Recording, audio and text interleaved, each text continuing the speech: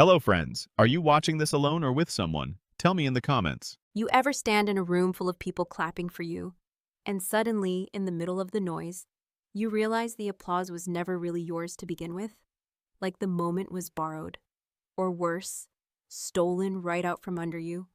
That was me, standing in the middle of my own bridal shower, with 36 faces beaming around me, cameras flashing, champagne fizzing, and every single one of them looking in the direction of someone else. Someone who wasn't me. It was a Sunday afternoon, a crisp fall day in October, the kind of day Pinterest was made for. The backyard was strung with fairy lights, tables covered in white linens, little name cards tucked into hand-folded napkins, all of it curated down to the last detail by my best friend and maid of honor, Danielle, who's the kind of woman who can throw a party with one hand while ordering a custom 3-tier cake with the other. This wasn't just an event. It was the celebration of everything I'd waited over a decade for. After a 7-year relationship, 2 canceled engagements thanks to a pandemic, and a job transfer across the country, and more drama than I care to recount, I was finally getting married. Finally, my time. Ben, my fiancé, wasn't there.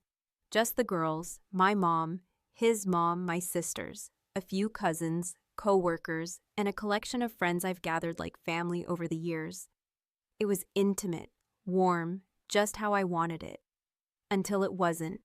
Emma, my brother's wife, married for 5 years, mother to 1 toddler already, and seemingly hell-bent on populating the world by herself, stood up right in the middle of Danielle's toast.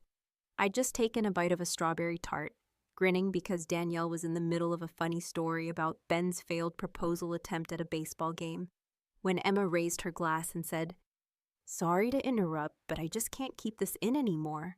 Everyone turned. I froze. "I'm pregnant," she said, her voice loud and confident, like she was announcing the damn Oscar nominations.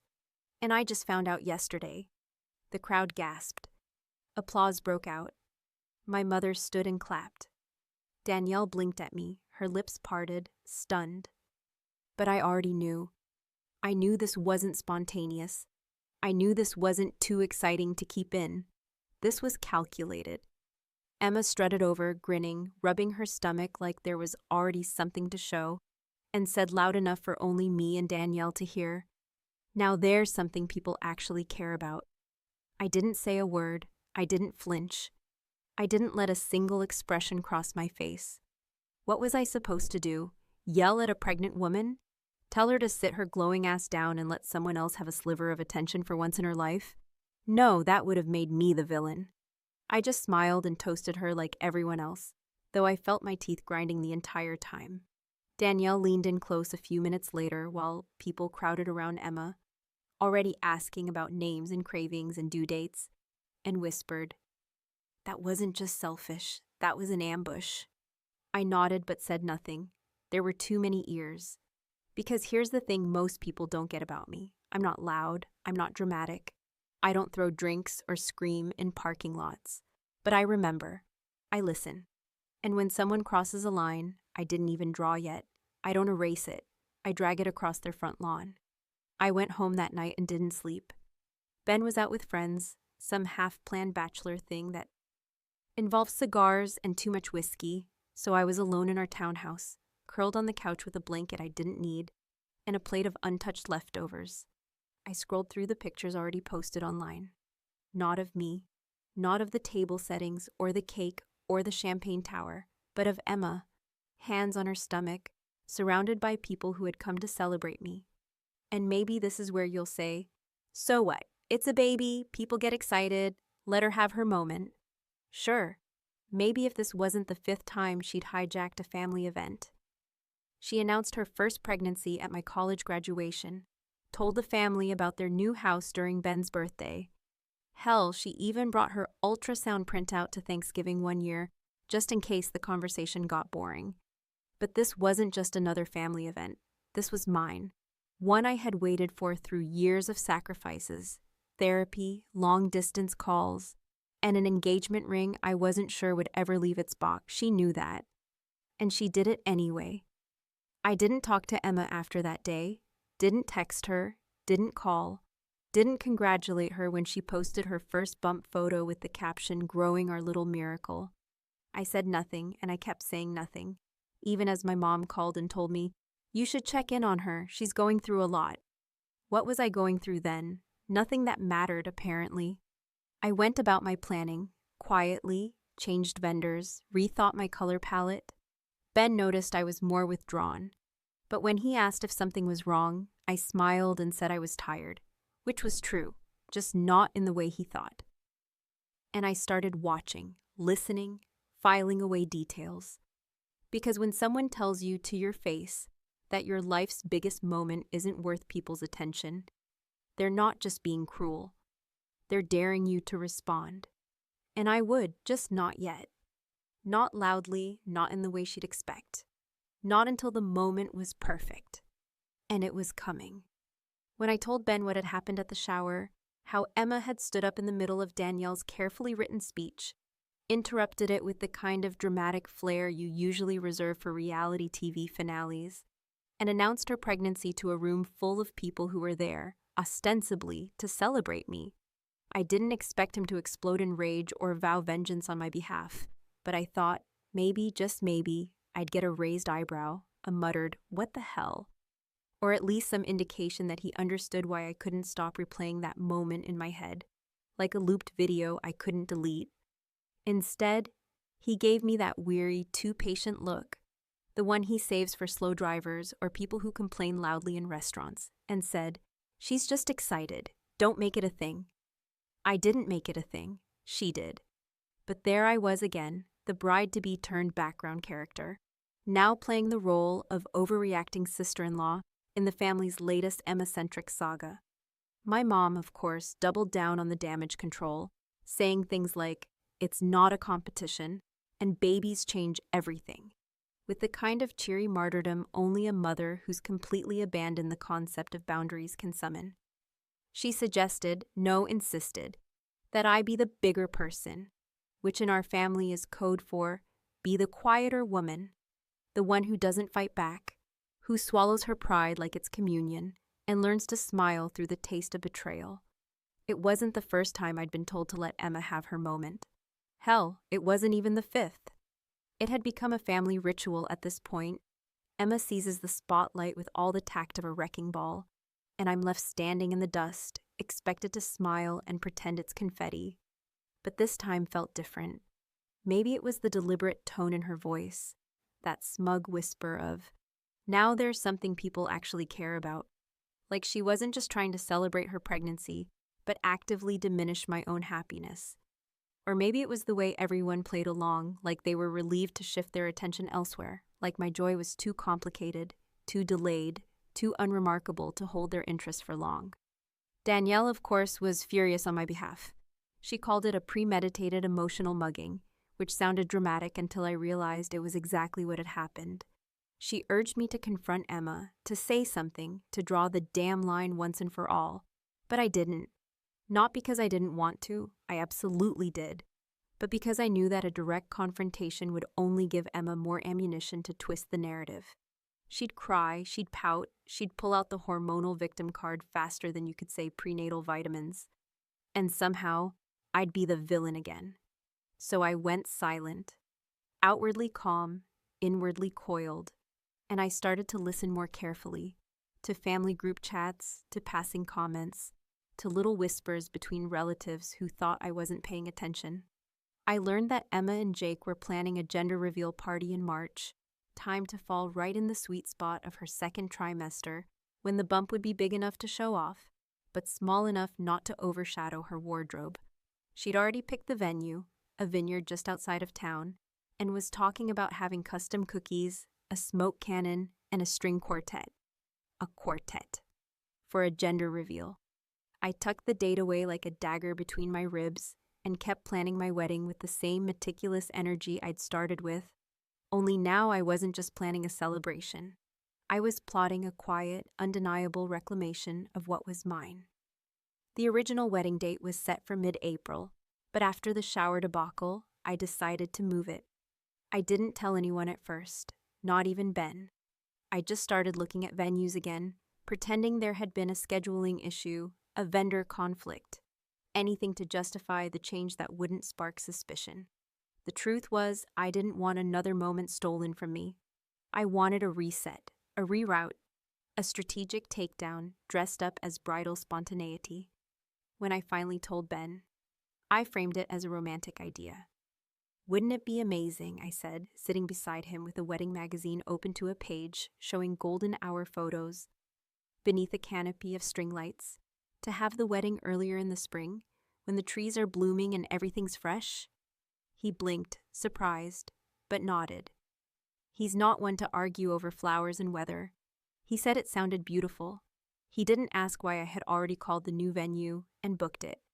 He didn't realize the date was exactly the same as Emma's gender reveal.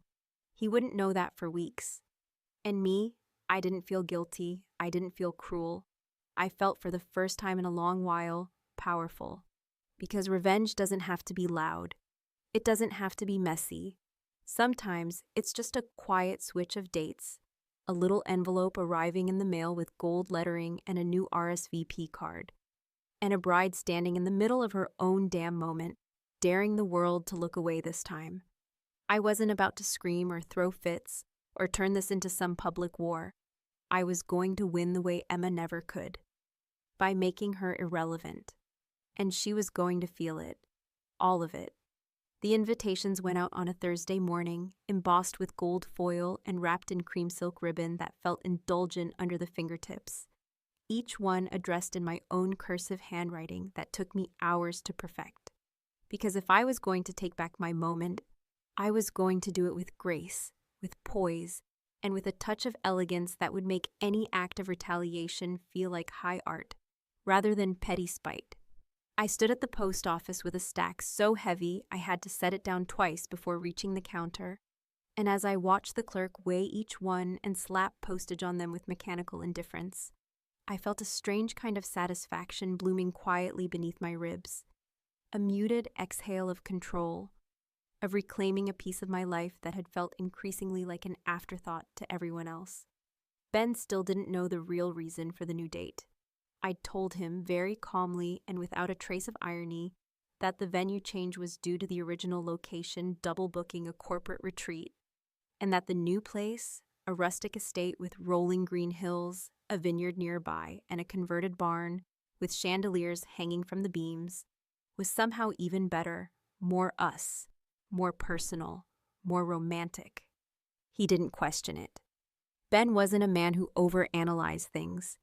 He liked simple explanations and smooth days, and as long as the food was good and we ended up married at the end of it, he was happy. But deep down, I was building something with intention. I had chosen the exact date and time of Emma's gender reveal party, down to the hour she was planning to pop her carefully selected balloon, the one filled with pink or blue confetti and surrounded by her ever-growing circle of enablers. I hadn't just picked that date, I had hunted it. I had marked it like a predator marks prey, with precision and patience, because I wanted her to feel it. I wanted her to open that invitation and understand, in one blinding, humiliating moment, that I had taken something from her too. The fallout was as dramatic as I hoped it would be, although even I underestimated just how unhinged she would get. Emma called me less than 20 minutes after receiving the invitation, her voice already halfway to a shriek before I'd even finished saying hello. "You're kidding me," she hissed, not even bothering to say my name.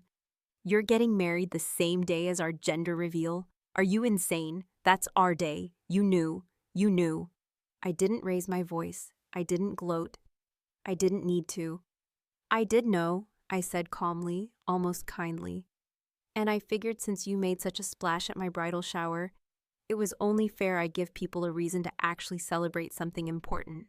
There was a long pause on the other end of the line, and I could almost hear her jaw clench, her perfectly manicured fingers probably digging into the edge of her kitchen counter, her mind racing through all the ways she could twist this into another sympathy play. But I didn't give her the chance. I hung up before she could respond, and that, I think, drove her even crazier than anything I could have said. The next few days were a circus. My mother called me 4 times in a single afternoon, each voicemail growing increasingly desperate, her tone swinging wildly from guilt-tripping, "Honey, you know family comes first, right?" to passive-aggressive. "It just seems strategic, don't you think?" to outright pleading. "Couldn't you change it back just this once?" But I held the line. I reminded her, sweetly but firmly, that weddings take months to plan, vendors to coordinate, deposits to manage, and that changing it again would be disruptive, expensive, and frankly, at this point, unnecessary. Danielle, on the other hand, was positively gleeful. When I told her the news, she laughed so hard she choked on her coffee and said it was the classiest mic drop she'd ever witnessed, and then immediately offered to help me write a seating chart that made sure anyone who had clapped too loudly during Emma's announcement was sitting as far from the cake as humanly possible. But as satisfying as it was to watch Emma squirm, what struck me most was how quickly people began choosing sides, not based on principle or fairness, but based on who shouted the loudest. Emma went into overdrive on social media, posting cryptic messages about toxic energy and narcissistic family members and protecting her peace, all over pictures of her holding her bump with filters so thick she looked like a porcelain doll. She started getting sympathy from people who had no idea what really happened. People who didn't see her hijack my shower, or hear the venom in her voice, or feel the sting of being erased at your own event. But I wasn't concerned about public opinion. I wasn't in this to win applause. I was in it to win silence, to make her so flustered, so unsure of her footing, that she finally stumbled out of the center of attention and landed somewhere she couldn't stage another performance. Of course, I knew she wouldn't give up without a fight. Emma doesn't know how to fade into the background.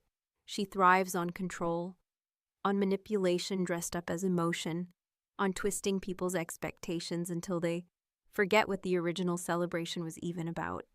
I knew she'd try something.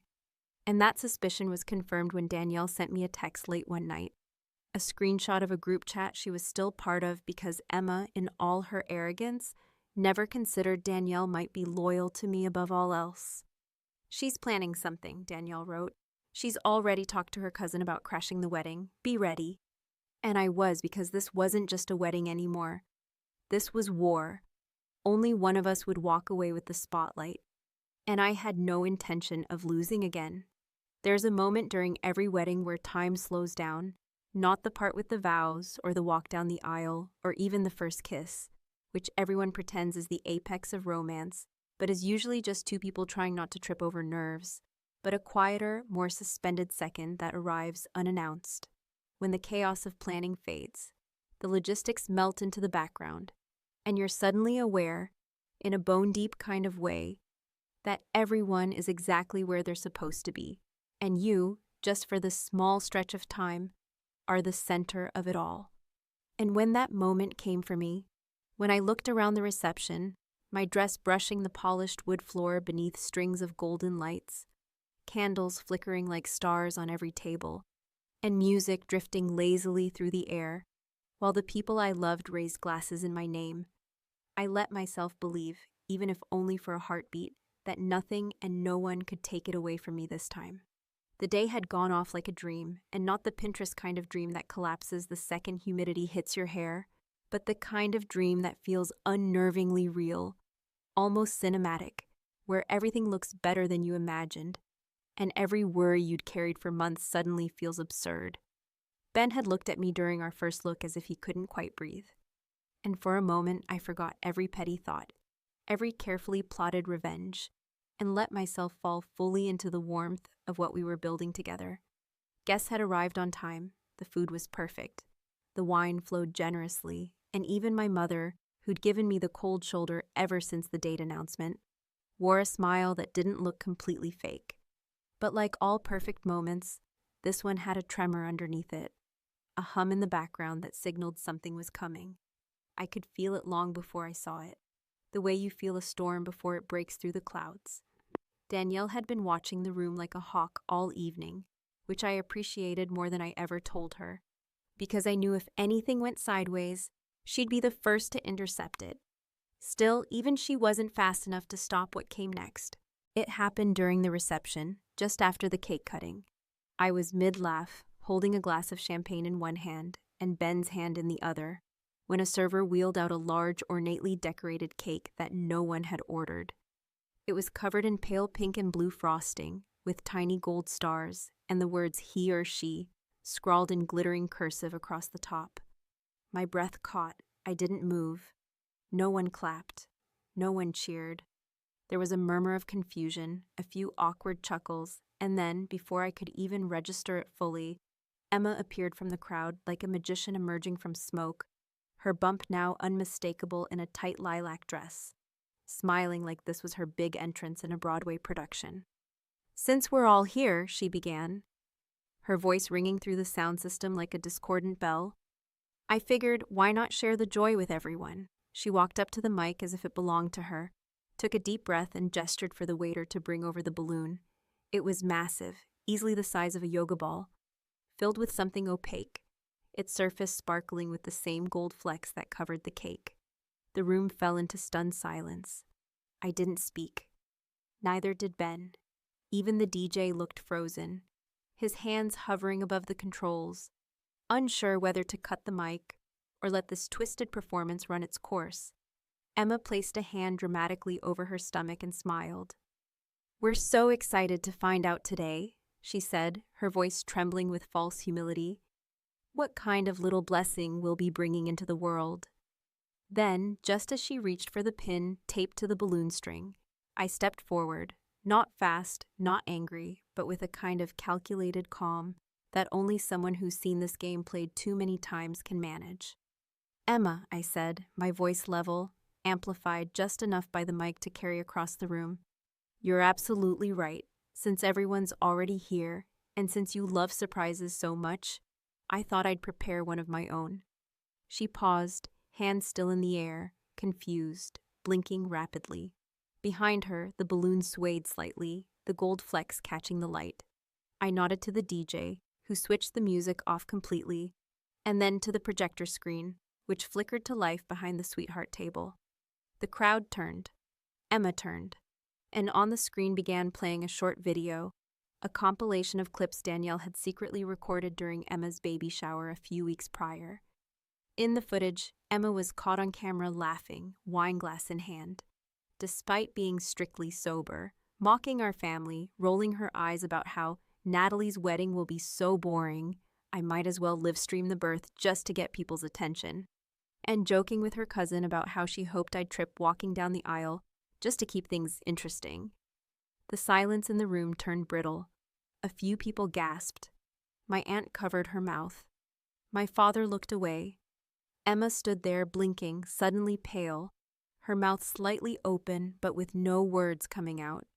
She turned slowly toward me, her expression unreadable, somewhere between fury and panic, the look of someone who's realized too late that they stepped onto a stage without a script.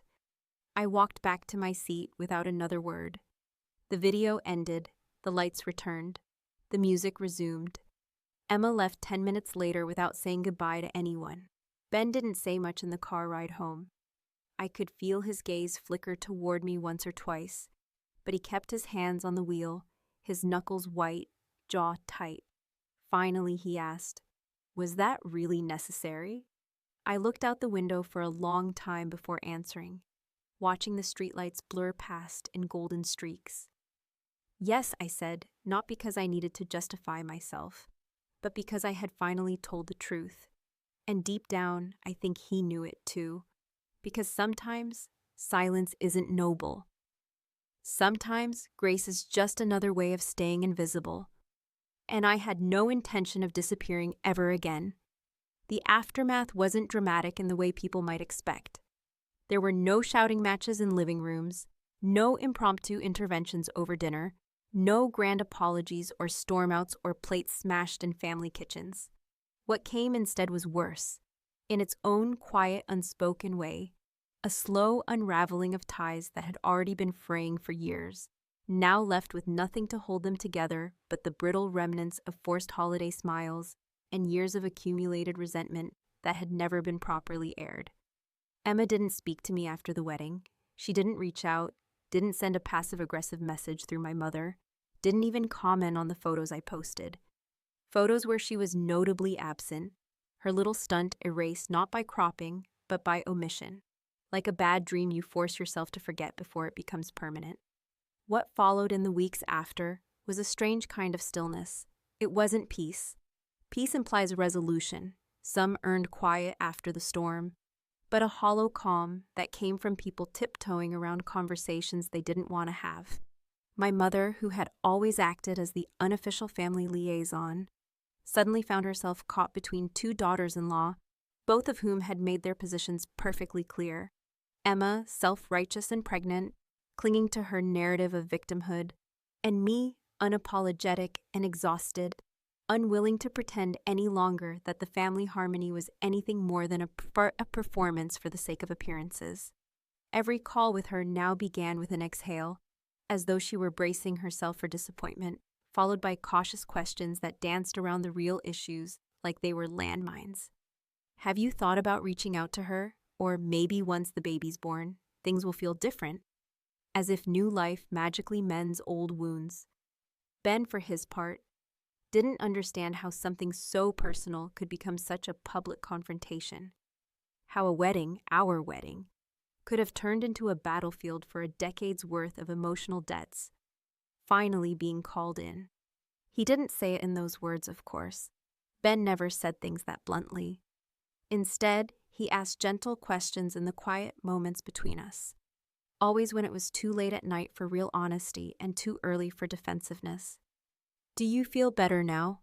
he asked once, and I could hear the hesitation in his voice, the quiet fear that maybe he was seeing a side of me he hadn't fully understood before. I didn't answer right away. I just looked at him for a long time, at the man who had stood beside me through everything, who had smiled at the altar and whispered promises into my ear under a sky full of stars, who had held my hand through years of planning and postponing and dreaming. And I wondered if he was proud of me or disappointed, or if, like me, he wasn't entirely sure which feeling fit the situation best. Eventually, I said, "I don't know if I feel better, but I feel clearer." And that was the truth, because for the first time in a very long time, I wasn't pretending to be okay with things that had been hurting me for years. I wasn't swallowing discomfort to make others feel more comfortable. I wasn't sacrificing pieces of myself on the altar of politeness and family unity. I had drawn a line, and while it cost me something, perhaps a relationship with Emma, perhaps the blind approval of people who preferred their women quiet and their weddings drama-free, it also gave me back something I hadn't even realized I'd lost: the right to define what was acceptable in my own life. When we returned from the honeymoon, a short trip up the coast with too much wine and not enough conversation, I found a voicemail waiting on our home line, the kind that crackles faintly with distance and static. It was Emma. Her voice was slow, controlled, almost eerily calm. She didn't scream, didn't curse. She didn't ask for an apology either. What she said was something I wasn't prepared for. "You got what you wanted. You embarrassed me in front of the whole family. You stole my moment like I stole yours. Congrats. But just remember, every milestone I hit now, every photo I post, every baby step or birthday or baptism, people will look at you differently. Not at me, at you. Because what you did, that's your real legacy now. You didn't just win, you made sure everyone lost a little bit." I listened to the message 3 times. I didn't save it. I didn't delete it. I just stood there in the hallway, barefoot, holding the receiver like it was heavier than it should be, and tried to understand why her words stuck the way they did. Not because they hurt, not exactly, but because, somewhere deep in the heart of her bitterness, I heard something dangerously close to truth. Was this all for justice? For revenge? Or was it about proving something to her, to my family, to myself, that I wasn't willing to admit until it was too late to take any of it back? I walked into our living room and looked at our wedding photos, freshly framed and set neatly along the shelves. The images were beautiful, perfect even. Laughter captured mid-breath, sunlight caught in the folds of my veil, Ben's eyes shining with something that looked a lot like love. and maybe a little like uncertainty. But staring at those photos, I realized that while they told the story of a gorgeous day, they didn't quite tell the story of me. Not fully. They didn't show the woman who had been silently fighting for dignity for years. They didn't show the weight of disappointment carried through 100 family events. They didn't show the quiet calculations made in the dead of night when everyone else thought everything was fine. And they certainly didn't show the cost of standing up for yourself when everyone around you would rather you just smile and get over it. In the end, I didn't reach out to Emma. I didn't call her. I didn't send a baby gift. I didn't write a message on her registry or click like on the announcement post where she revealed the gender herself. Alone, without fanfare, in what looked like a backyard, decorated with half the energy she usually mustered for birthdays. I didn't gloat, but I also didn't grieve, because some wars don't end with a flag raised in victory. Some wars end with a question left behind. So let me ask you this. If someone steals your moment over and over, pushes you to the edge of invisibility, mocks your silence, and dares you to react, what would you do? Would you let it go, or would you burn it down like I did? And if you did, and everything went quiet after, would you be proud or just alone?